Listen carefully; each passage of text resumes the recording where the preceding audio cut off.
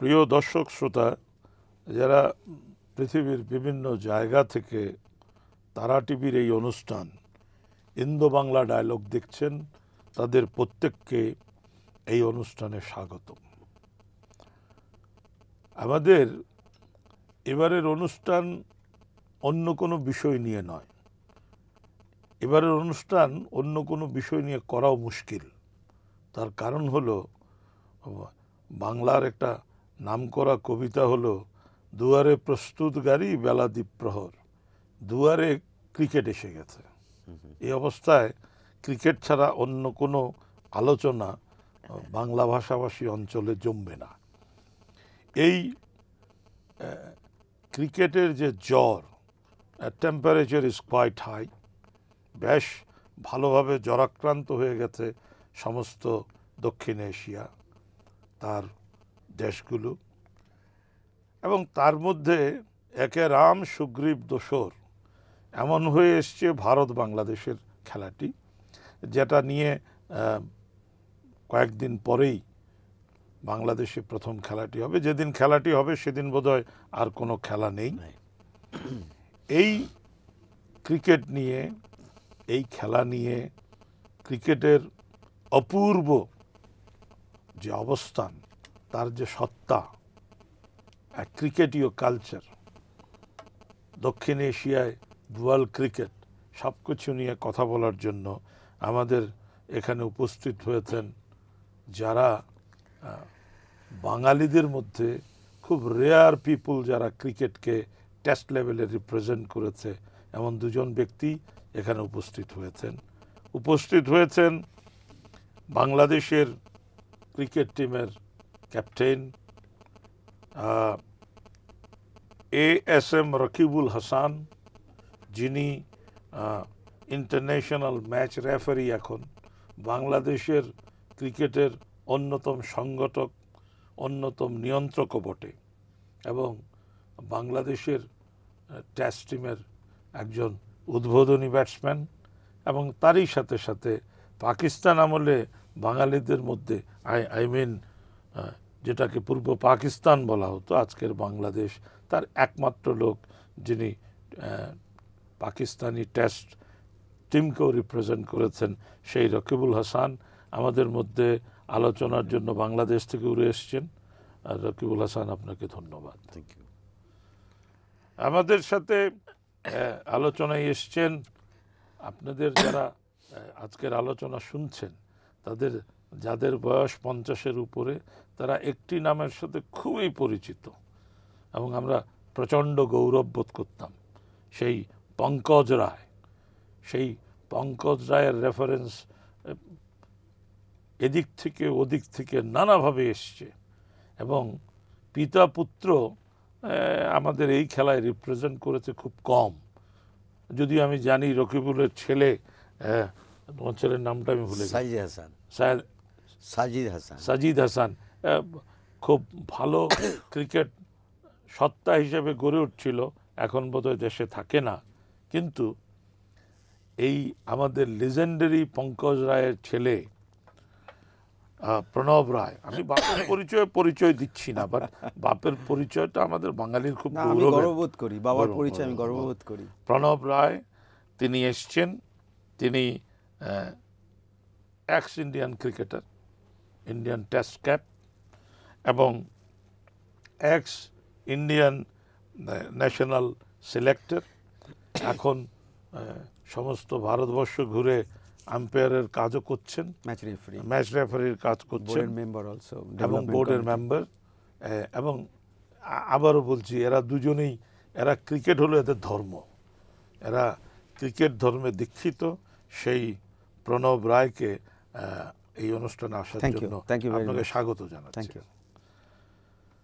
আমি যে কথা বলছিলাম, দুয়ারে প্রস্তুত গাড়ি চলে এসছে এই ক্রিকেট ঘরের উপর, এবং 19 তারিখের খেলা নিয়ে বাংলাদেশ ভারত বেশ উত্তপ্ত। এবং আমি বুঝলাম না ইন্টারন্যাশনাল বডি প্রথম দিকেই এই খেলাটি কেন দিয়েছেন, তারা ভালো মতো জানেন। আমার তো মনে হয় খুব ভালো হয়েছে। ইনফ্যাক্ট বাংলাদেশ হোস্ট কান্ট্রি, অবশ্যই তার প্রথম ম্যাচ খেলার অধিকার রয়েছে আমি বলে মনে করি, কারণ বাংলাদেশ এবছরে মানে প্রথমবার ওয়ার্ল্ড কাপের one of the host country. India এবং শ্রীলঙ্কার আগে হয়েছে, কিন্তু বাংলাদেশের এটা প্রথম। এবং পাশাপাশি নেবারিং কান্ট্রি বলতে কাকে পাওয়া যেতে পারে ইন্ডিয়াকে ছাড়া, কারণ বাংলাদেশ এবং ইন্ডিয়ার যে সম্পর্ক, ক্রিকেটিং সম্পর্ক, আমরা সবাই জানি যে ইটস লাইক আমাদের দেশে বলা হয় না ফেভিকলের জোর, সেই রকম আর কি, এইরকম আটকে রয়েছে যে ভাঙা খুব ডিফিকাল্ট। পৃথিবীতে কোথায় কি বোর্ড আসবে আমরা জানি না, কিন্তু বাংলাদেশ এবং ইন্ডিয়ান বোর্ডের যে যাকে বলে যে জোর আর কি, সেটা আনবিলিভেবল। এবং সেইখানে দাঁড়িয়ে আমার মনে হয় যে এত ভালো ওয়ার্ল্ড কাপে প্রথম ম্যাচ ইন্ডিয়ার বাংলাদেশ ছাড়া আমি তো অন্তত ভাবতে পারি না। আমি একটা কথা বলি, আমি তো লক্ষ্য করলাম Pranab has already started batting, but Rakibul, আপনি তো ওপেনিং ব্যাটসম্যান ছিলেন, তো Pranab already both the openers, he has already open.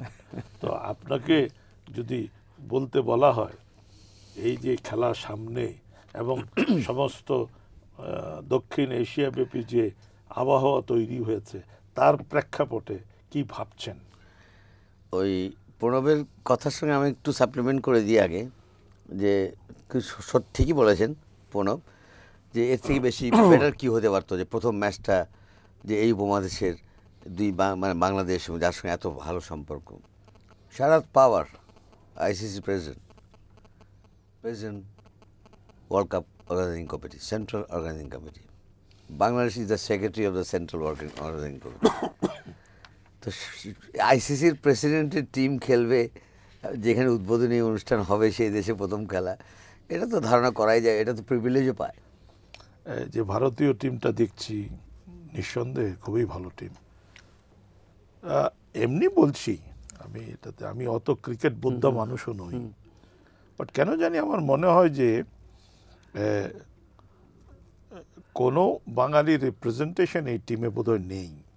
এবং আমার একটা কথা আমি ভাবছিলাম, আমরা মনেও করি যে ভারতীয় অধিনায়ক সৌরভের আবিবি উসমে দাম হ্যায়, সে ক্রিকেটকে আরও অনেক কিছু দিতে পারত, এই হঠাৎ করে ফুরিয়ে গেল কেন? Because you were a selector also. ফুরিয়ে যাওয়ার কোনো জিনিস ফুরোয়নি। আমার কথা হচ্ছে যে একটা সময় তো খেলা ছাড়তেই হবে, সৌরভ রিটায়ারমেন্ট নিয়ে নিয়েছে, সো ন্যাচারালি সিলেক্টররা কখনো আর কনসিডার করতে পারবে না। ফুরিয়ে যাওয়ার প্রশ্ন নেই, সৌরভ এখনও ক্রিকেট খেলতে পারে। এবং কিছুদিন আগেও আইপিএলের একটা ঘটনা নিয়ে আমি বারবার টেলিভিশনে বলেছি যে সৌরভ যেভাবে দল পায়নি সেটা একদম অক্রিকেটীয় ঘটনা, কোনো ক্রিকেটীয় ঘটনা হতে পারে না।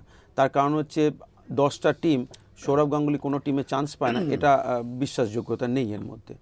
এবং আজকের দিনে এটা ঘটনা, এবং খুব দুঃখজনক যে আজকের ওয়ার্ল্ড কাপে সত্যিকারের ইস্টার্ন রিজিয়ন থেকে একমাত্র ধোনি রয়েছে আমাদের ক্যাপ্টেন, বাট যদি বাঙালির কথা বলি কোনো বাঙালি নেই। সৌরভ লাস্ট প্রায় 3টে অথবা 4টে ওয়ার্ল্ড কাপ রিপ্রেজেন্ট করেছে, তো আমরা অলওয়েজ একজন বাঙালিকে সবসময় দেখতে পেয়েছি লাস্ট 3-4টে ওয়ার্ল্ড কাপে। সৌরভের ফার্স্ট রিপ্রেজেন্টেশন আমার যতদূর মনে হয় 1999 ইংল্যান্ডে। 1999 আপনি সহ কতজন ওয়েস্ট বেঙ্গল থেকে রিপ্রেজেন্ট করেছে? ইন্ডিয়া রিপ্রেজেন্ট করেছে অনেকে, ইন্ডিয়া রিপ্রেজেন্ট করেছে অনেকে, কিন্তু ওয়ার্ল্ড কাপে সৌরভ, ওয়ার্ল্ড কাপ বলছি না, ভারতীয় দলে বাঙালি হিসেবে রিপ্রেজেন্টেশন প্রায় কিছু না হলো প্রায় 10 জনের তো হবেই, ইফ নট মোর। বাট তাদের মধ্যে যারা সত্যিকারের ভালো ক্রিকেট খেলেছে অবশ্যই একজন পঙ্কজ রয় এবং তার পরবর্তীকালে সৌরভ গাঙ্গুলি। মাঝখানে অনেকেই ইন্ডিয়া টিমে রিপ্রেজেন্ট করেছে, কিন্তু সেই রকম সাফল্যের সঙ্গে রিপ্রেজেন্ট করতে পারেনি। এই দুজনের কথাই বলতে পারি যারা অনেক বছর ধরে ইন্ডিয়ার হয়ে রিপ্রেজেন্ট করেছে, দেশের হয়ে প্রচুর ম্যাচ খেলেছে। অবশ্যই লাস্টজন সৌরভ। আর হ্যাঁ, বাঙালি হিসেবে ডেফিনেটলি খারাপ লাগে, কিন্তু আবার ভারতবাসী হিসেবে খারাপ লাগে না। তার কারণ হচ্ছে আমরা সবসময় চাইবো যে ভারতবাসী হিসেবে একটা বেস্ট পসিবল টিম হোক, এবং এই মুহূর্তে যে টিম সিলেকশন হয়েছে আমি মনে করি এই টিম যথেষ্ট ভালো, ওয়ার্ল্ড কাপ জেতার ক্ষমতা রাখে। তবে আবার বলছি যে ওয়ার্ল্ড কাপ জিততে গেলে এটা একটা টুর্নামেন্ট, যদি হিসাবে ভাবি ওয়ার্ল্ড কাপ একটা টুর্নামেন্ট, এবং এই টুর্নামেন্টে জিততে গেলে আপনাকে প্রত্যেক দিন বেটার রেজাল্ট করতে বা বেটার পারফর্ম করতে হবে। আপনি যেদিনকে বাজে পারফর্ম করবেন সেদিনকে কিন্তু আপনি ওয়ার্ল্ড কাপ থেকে বেরিয়ে যাচ্ছেন, নকআউট স্টেজে আমরা আশা করছি আর কি।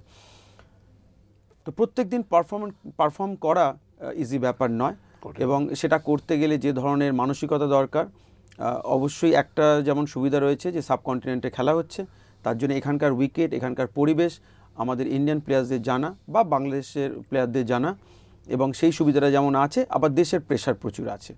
যেটা রকিবুল বলছে যে বাংলাদেশের প্রেশার নেই, তার একটা হয়তো কারণ হচ্ছে যে বাংলাদেশ এই মুহূর্তে ওয়ার্ল্ড কাপ জেতার স্বপ্ন হয়তো অতটা দেখে না।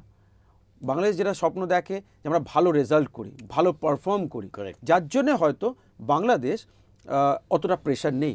কিন্তু India on the other hand, India world cup জেতার স্বপ্ন দেখে। ওয়ার্ল্ড কাপ ইন্ডিয়া মনে করে আমরা ওয়ার্ল্ড কাপ জিততে পারি, এবং সেই প্রেশারটা ইন্ডিয়ার উপর নিশ্চয়ই থাকবে, এবং যতদিন ভালো খেলতে থাকবে ততদিন সেই প্রেশারটা আরও তৈরি হতে থাকবে ক্রমশ, প্রথমে গ্রুপ লিগে, তারপরে নকআউট স্টেজে। তো এই জায়গায় দুটো জায়গায় একটু ফারাক থেকে গেছে। যখনই প্রেশার কম থাকে তখন আমরা মনে করি প্রেশার আমাদের কম, তার মানে আমরা দারুণ খেলবো, কিন্তু ব্যাপারটা তা নয়। আজকে আমাকে বা রকিবুলকে যদি একটা ক্লাব ক্রিকেটও, একটা টেনিস বলের ক্রিকেটেও যদি আমাদের দুজনকে ব্যাট করতে নামানো হয়, আমরা কিন্তু প্রেশার হবে, না আউট হওয়ার, রান করার প্রেশার, নিজেকে প্রুভ করার প্রেশার। সুতরাং প্রেশার ওইখানে প্রেশারটা হবে একটু অন্যরকম। ওখানে প্রণবের প্রেশারটা হবে হলো রেপুটেশন কনসার্ন, আমারটা হবে প্রলেতারিয়েত, না রেপুটেশন থাকবে। কিন্তু ইন্ডিয়ার যেটা হবে ওই রেপুটেশন কনসার্ন নিয়ে খেলতে হবে। ইন্ডিয়াকে যেটা খেলতে হবে যে কাপটা কি পাবো কিনা, এই ম্যাচটা হলো ক্রুশাল। বিকজ আপনি গ্রুপটার দিকে তাকান, কেন আমি বলছি আর pressure, this is the death group of death. England, South Africa, West Indies and Bangladesh underdog ইন্ডিয়ার সাথে।